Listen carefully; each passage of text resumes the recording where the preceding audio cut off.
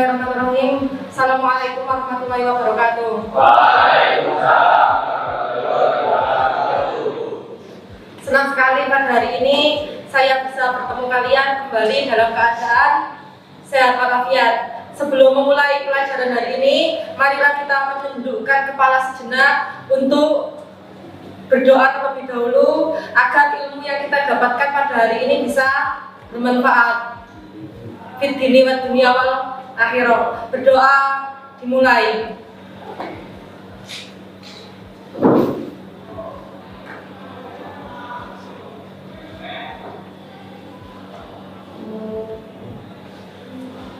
Berdoa selesai.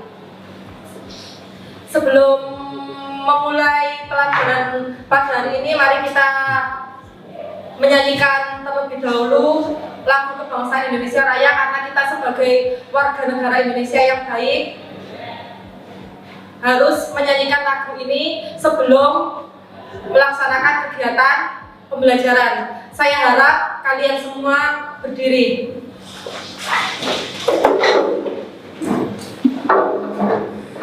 Mari kita menyanyikan lagu kebangsaan Indonesia Raya dengan posisi tegak dan posisi sempurna.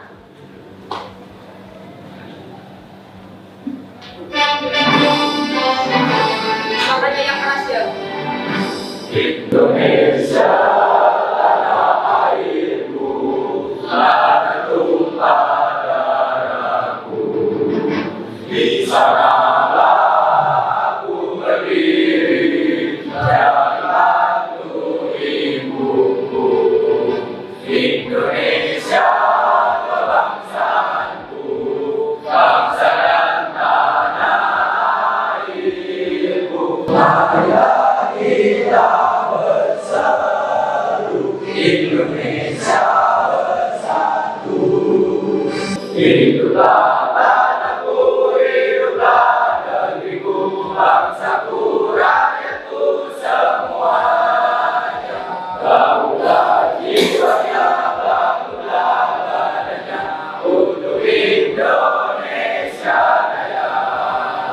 Indonesia Raya, merdeka, merdeka, tanahku, negeriku yang ku cinta. Indonesia Raya, merdeka, merdeka, hiduplah Indonesia Raya.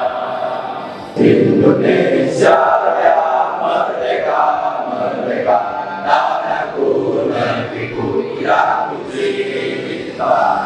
Indonesia Raya, merdeka, merdeka, hiduplah Indonesia Raya.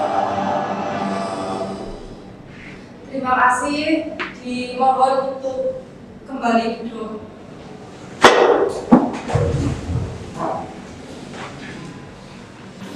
Untuk materi pembelajaran pada hari ini yang akan saya sampaikan adalah tentang anti korupsi dan anti narkoba.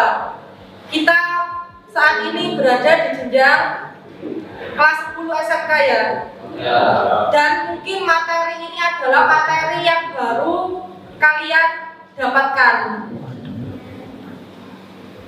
Sebelumnya, saya akan menjelaskan tentang sosialisasi pendidikan anti korupsi dan sosialisasi pendidikan anti narkoba.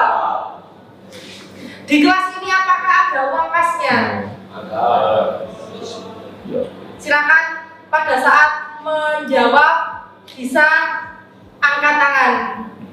Apakah ada uang kasnya di kelas ini? Ya, silakan. Ada. Berapa uang kasnya setiap minggunya? 5.000. 5.000. Dibayarkannya setiap hari Selasa. Ya. Jadi hampir di semua kelas tentu ada uang kas yang dikelola oleh bendahara kelas. Uang kas itu jika misalkan terkumpul 200.000, contohnya, jika uang kas tersebut terkumpul 200.000 dalam 1 minggu, tetapi oleh bendahara kelas hanya ditulis 180.000. Contohnya berarti yang 20.000 itu berarti contohnya adalah di korupsi. Sebelumnya apakah kalian sudah tahu apa itu korupsi? Yang tahu bisa angkat tangan.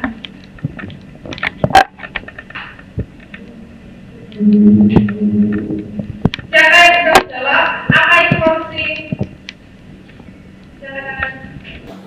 Ya, silakan Afila. Korupsi merupakan perbuatan amoral yang dilakukan oleh siapapun, kapanpun dan dimanapun yang menyalahgunakan wewenang atau kekuasaan dan menyimpang dari aturan yang berlaku, yang dimanfaatkan untuk kepentingan pribadi, orang lain atau kelompok. Ya. Korupsi itu intinya adalah suatu penyalahgunaan wewenang atau penyalahgunaan kekuasaan. Siapa yang rawan melakukan tindakan korupsi? Silakan Sofian. DPR adalah salah satu contoh pejabat negara yang kemarin juga telah menyalahgunakan kekuasaannya dengan korupsi yang dilakukan oleh Ketua DPR, yaitu Setia Novanto. Bapak Setia Novanto yang akhirnya menjebloskan dirinya di penjara. Power tends to corrupt, artinya adalah kekuasaan itu cenderung korupsi. Biasanya orang yang korupsi adalah orang yang memiliki kekuasaan. Kenapa orang yang memiliki kekuasaan cenderung melakukan korupsi? Siapa yang bisa jawab? Mengapa hanya orang berkuasa yang rawan atau rentan korupsi? Silakan Bagas. Karena dia menggunakan kekuasaan dengan sewenang-wenang. Ya, sebenarnya jika melihat dari Undang-Undang Nomor 39 Tahun 1999, pejabat negara dan orang yang memiliki kekuasaan itu korupsi, ada dua penyebab. Yang pertama, karena apa penyebabnya korupsi? Siapa yang bisa menjawab? Apa yang menjadi faktor penyebab orang melakukan tindakan korupsi? Ya, silakan Zidan. Kebanyakan orang yang memiliki jabatan tinggi itu ingin memiliki sesuatu yang lebih lagi. Jadi itu ada rasa mau. Ya, alias bahasanya adalah serakah. Jika melihat gaji dari pejabat negara kita, jelas gajinya sudah sangat besar jika dibandingkan dengan gajinya rakyat. Tapi ya itu tadi, karena serakah, karena merasa tidak cukup. Kita kembali lagi ke pengertian korupsi. Bisa kalian baca dari slide PowerPoint yang ada di depan. Korupsi merupakan perbuatan amoral atau perbuatan tidak baik yang dilakukan oleh siapapun, kapanpun, dan dimanapun yang menyalahgunakan wewenang atau kekuasaan dan menyimpang aturan yang berlaku, yang dimanfaatkan untuk kepentingan pribadi, orang lain atau kelompok. Korupsi menjadi salah satu masalah yang serius di pemerintahan kita. Hampir sekarang kalau kita melihat berita-berita di televisi, kebanyakan beritanya adalah tentang korupsi. Korupsi tidak hanya merupakan masalah lokal, tetapi sudah menjadi fenomena internasional yang mempengaruhi seluruh masyarakat dan merusak seluruh sendi kehidupan. Perhatian masyarakat internasional sangat tinggi terhadap kasus korupsi ini. Next, slide selanjutnya. Sedangkan apa itu pengertian anti korupsi? Ya, anti korupsi adalah kebijakan untuk mencegah dan menghilangkan peluang bagi berkembangnya korupsi ya. Jadi anti korupsi ini adalah suatu upaya, semacam upaya untuk mencegah terjadinya tindakan korupsi yang pemerintah pada saat ini sedang gencar melakukan sosialisasi pendidikan anti korupsi di generasi muda seperti kalian, mulai dari tingkat SD sampai perguruan tinggi, agar pondasi dasarnya atau pondasi awalnya sudah terbentuk untuk bersikap yang baik, bersikap yang jujur, bersikap yang amanah. Ya, slide selanjutnya. Landasan yuridis atau landasan hukum pendidikan anti korupsi di negara Indonesia ada 4. Bisa kalian baca dari slide PowerPoint ini ya, tapi yang utama adalah nomor 1, Perpres. Perpres itu adalah peraturan presiden. Peraturan presiden nomor 55 tahun 2012 tentang strategi untuk mencegah dan menanggulangi korupsi. Slide selanjutnya.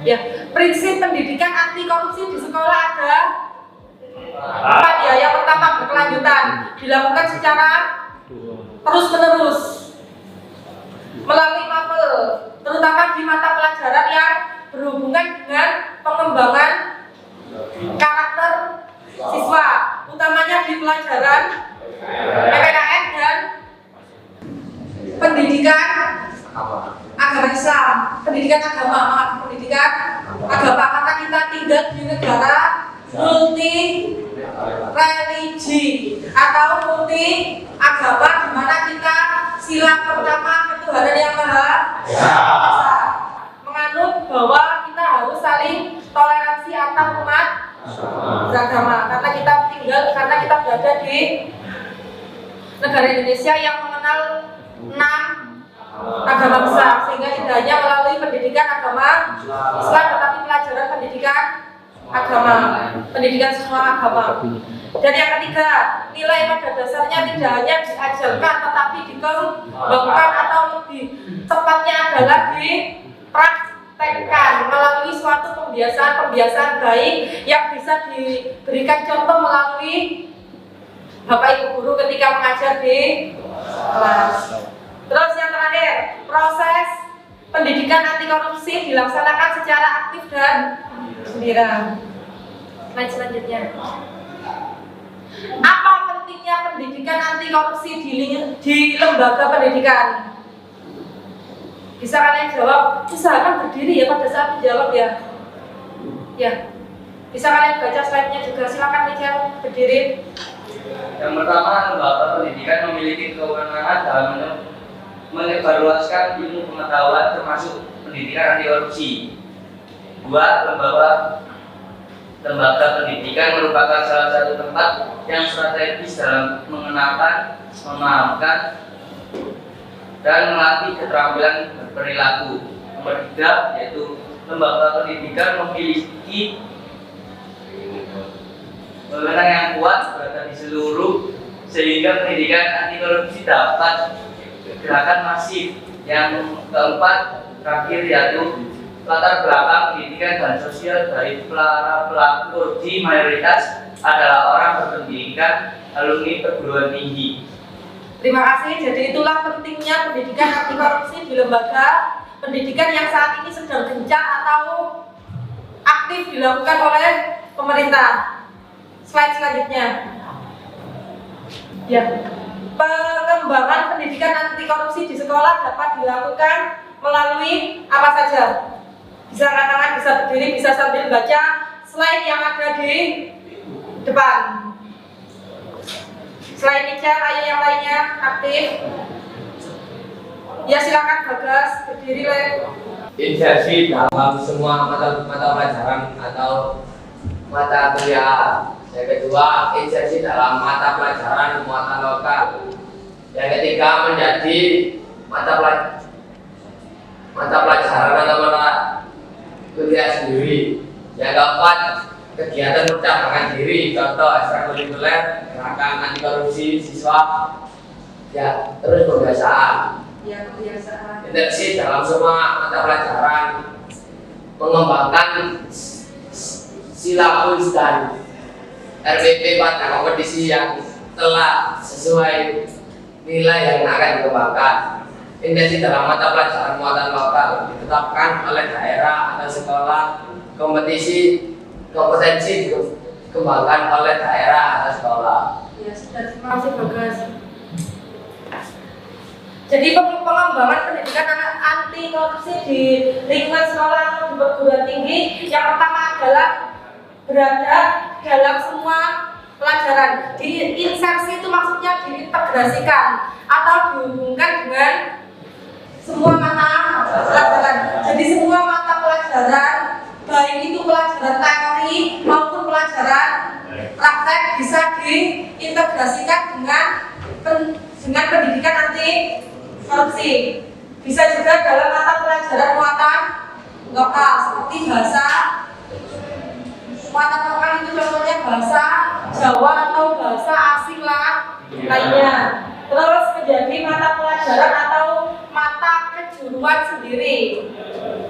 Dan yang terakhir adalah kegiatan pengembangan diri, bisa dibuat semacam ekstrakurikuler atau ekskul tentang gerakan anti korupsi siswa dan melalui pembiasaan baik. Contohnya adalah menanamkan perilaku jujur dalam kegiatan pembelajaran dan mengembangkan sikap untuk belajar untuk bertanggung jawab. Contohnya dalam hal mengumpulkan tugas. Terus ini, aksi guru dalam pendidikan anti korupsi ada 4. Yang pertama adalah menyiapkan diri untuk menjadi contoh atau tauladan yang baik untuk siswanya. Karena guru itu guru kepanjangan dari diguru dan ditiru, pinter ya, tapi biasakan untuk selanjutnya suaranya yang keras ya. Yang kedua adalah merencanakan melalui suatu RPP, rencana pelaksanaan pembelajaran. Dan yang terakhir mewujudkan berarti mewujudkan dalam kegiatan pembelajaran sehari-hari di dalam kelas. Dan yang terakhir adalah mengevaluasi atau melakukan penilaian atau evaluasi. Bisa dua bulu dapat jenis sedikit mana, tapi video sih. Ya, langkah-langkah integrasi pendidikan anti korupsi ke dalam pelajaran PPKN ada 3. Apa saja? Ya, silakan Satriawan. 1. Dibaca dulunya dulu. Langkah pendidikan anti korupsi ke dalam pelajaran PPKN. 1. Inisiatif merancang pembuatan perencanaan yang matang atas inisiatif pendidikan. Rencangan biasa dibuat sesuai kebutuhan dengan format yang sesuai kebutuhan. 2. Sertakan peserta didik lakukan kegiatan pembelajaran yang melibatkan semua indera peserta didik. Buat aktivitas yang menarik dan menyenangkan. 3. Siapkan jejaring, jangan berhenti dengan pembelajaran di kelas. Luaskan ke sekolah, warga, dan masyarakat dengan melibatkan semua pihak. Jadi langkah-langkah dari PPKN yang pertama adalah merancang atau membuat rancangan atau membuat modulnya. Jika rancangan atau modul atau pembelajarannya sudah siap, maka guru wajib untuk melibatkan peserta didik. Dan yang terakhir adalah jangan berhenti dengan pembelajaran di kelas. Luaskan ke tidak hanya di lingkungan kelas saja, tetapi di sekolah, dalam lingkup yang lebih besar, dalam lingkup keluarga dan masyarakat. Selanjutnya, pengamalan dan pembiasaan dalam kehidupan. Untuk masalah pendidikan anti korupsi ini bisa dilakukan di kelas. Yang di kelas apa saja? Ya, silakan Yusril. Pengamalan dan pembiasaan dalam kehidupan di kelas. Mempraktekkan sikap anti korupsi di lingkup kelas Yang kedua, menyepakati untuk mempraktekkan ekspresi bergerak atau manakala terjadi perilaku korupsi di kelas dalam seluruh kegiatan pembelajaran. Yang ketiga, melakukan gerakan bersama untuk penanggulangan korupsi dan ancaman lainnya. Yang keempat, memasang poster relevan di kelas terkait nilai anti korupsi. Ya, jadi itulah yang bisa kita lakukan dalam pembelajaran di kelas ya. Untuk yang di sekolah, ya silakan Iksan. Di sekolah mempraktekkan kesepakatan kelas di YouTube sekolah. Ya, langsung dengan teman bermain. Dengan teman bermain, satu mengajak teman untuk menerapkan ekspresi bergerak manakala terjadi perilaku koruptif di kegiatan bersama teman. Dua, membiasakan diskusi untuk mencari solusi setiap permasalahan.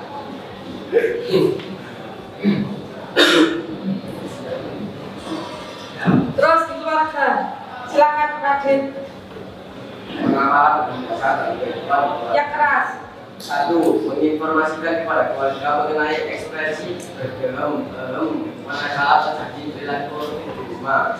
Dua, menyampaikan kegiatan di sekolah dan mengajak dari keluarga menerapkan di rumah. Di masyarakat sekalian ya. Masyarakat, satu, menginformasikan kepada masyarakat mengenai ekspresi bergerak manakala terjadi perilaku koruptif di rumah. Menyampaikan kegiatan di sekolah dan mengajak masyarakat untuk menerapkan dalam keseharian. Ya, jadi tadi adalah contoh pengamalan dan pembiasaan yang bisa kita lakukan dalam kehidupan sehari-hari. Jadi ini ada 3 nilai-nilai anti korupsi, yaitu kejujuran, disiplin, tanggung jawab, dan kurang lagi 1 tadi yang sudah disampaikan oleh Bagas tadi di awal pembelajaran, amanah. Ya, lanjut.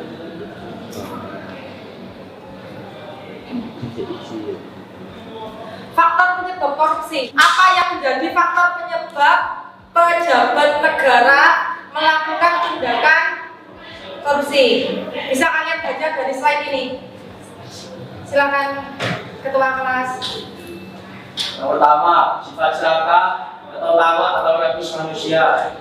Yang kedua, gaya hidup konsumtif. Yang ketiga, moral yang lemah. Ya. Jadi itulah faktor penyebab korupsi yang dilakukan oleh pejabat negara. Terima kasih ketua kelas atas jawabannya. Saya akan menjelaskan tentang sosialisasi anti narkoba yang saat ini juga sering dilakukan oleh generasi muda, remaja, khususnya anak-anak di tingkat SMA, SMK, dan sederajat. Apa itu narkoba? Ya silakan Jericho. Narkoba adalah singkatan dari narkotika dan obat-obatan terlarang sementara nafsa merupakan singkatan dari narkotika, alkohol, dan zat adiktif lainnya. Obat-obatan terlarang berbahaya yang mengakibatkan seseorang mempunyai ketergantungan terhadap obat-obat tersebut. Kedua istilah tersebut sering digunakan untuk istilah yang sama, meskipun istilah nafsa lebih luas lingkungan tikusnya. Narkotika berasal dari 3 jenis tanaman, yaitu 1 candu, 2 ganja, dan 3 kakak. Koka. Ketergantungan obat dapat diartikan sebagai keadaan yang mendorong seseorang mengkonsumsi obat-obat terlarang secara ulang atau berkesinambungan. Ya sudah, terima kasih ya Jericho atas jawabannya. Jadi itu adalah narkoba. Selanjutnya,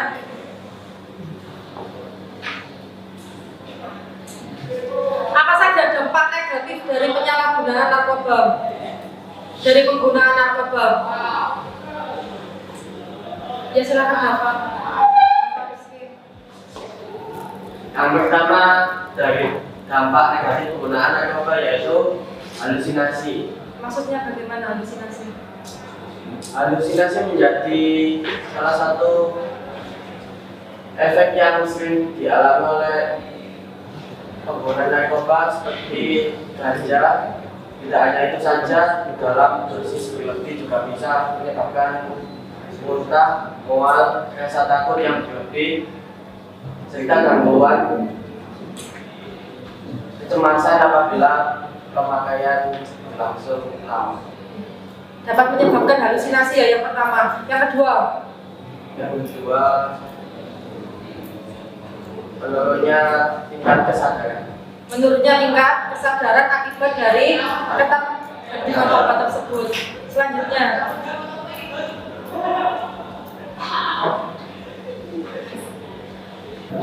narkoba. Ya, silakan, Sefa.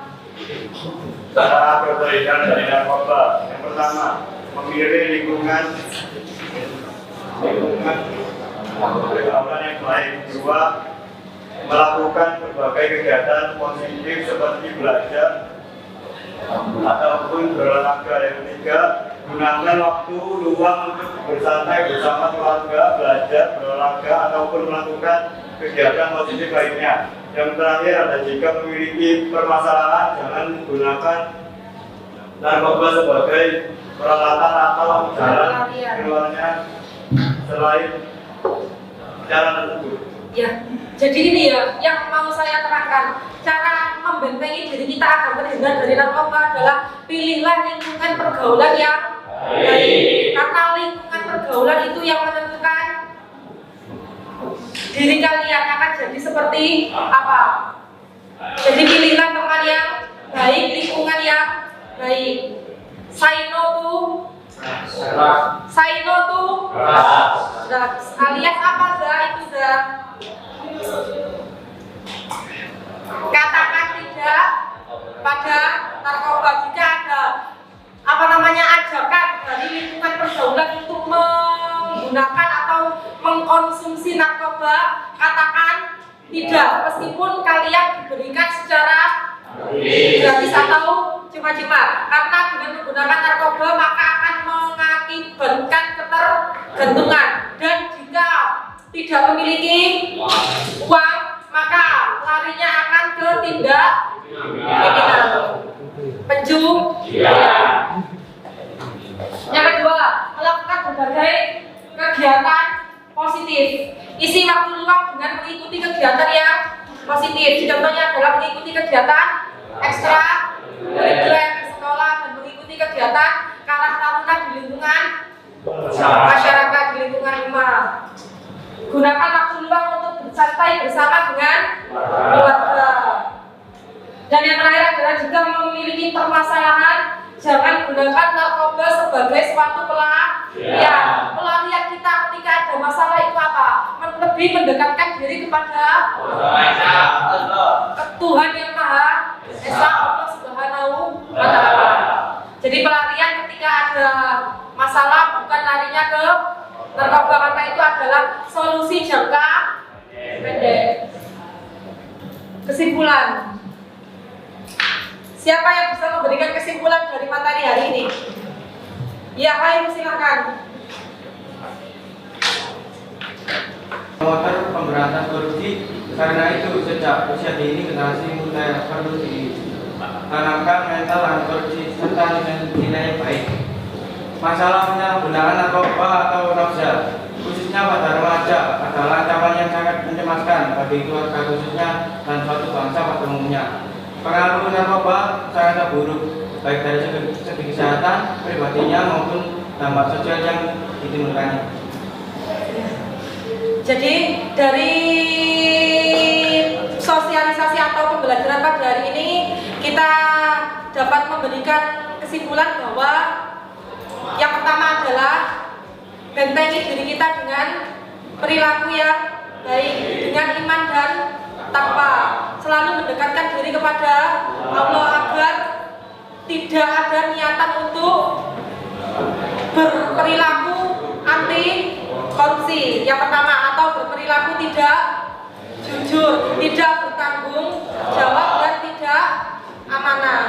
Jadi selalu membentengi diri kita untuk selalu memiliki moral yang baik. Ketika misalkan di kantin ada kantin kejujuran, maka bayarlah sesuai dengan yang diambil, meskipun tidak ada yang menjaganya.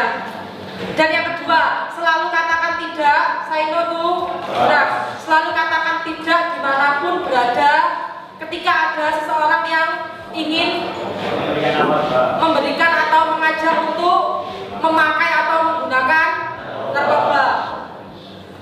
Mungkin ada yang bisa memberikan kesimpulan lainnya dari materi hari ini selain dari kesimpulan yang ada di PowerPoint. Mungkin Ahmad bisa memberikan kesimpulan.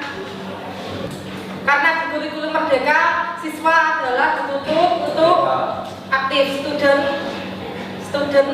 center, pusat perhatian kepada siswa. Siapa yang bisa memberikan kesimpulan dari materi hari ini selain yang ada di slide yang ada di depan?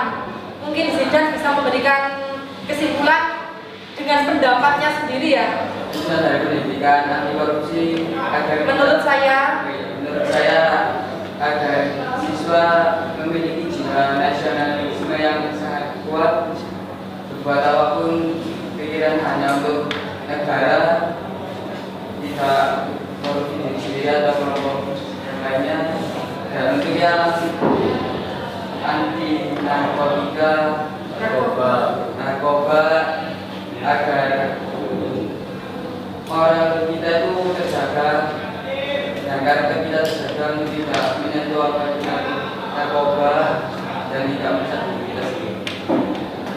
Karena narkoba itu bisa merusak diri kita sendiri. Masa depan kita tergantung pada diri kita sendiri. Masa depan kita tergantung dari apa yang kita lakukan pada hari ini. Jadi mulai hari ini, mulai detik ini, selalu berbuat baik, selalu menjadi orang yang bermanfaat dimanapun berada. Demikian sosialisasi anti korupsi dan anti narkoba. Semoga dengan adanya sosialisasi ini bisa bermanfaat untuk kalian dan menjadikan diri kalian moralnya lebih baik lagi ke depannya, dan dimanapun kalian berada selalu mendapatkan perlindungan dari Allah.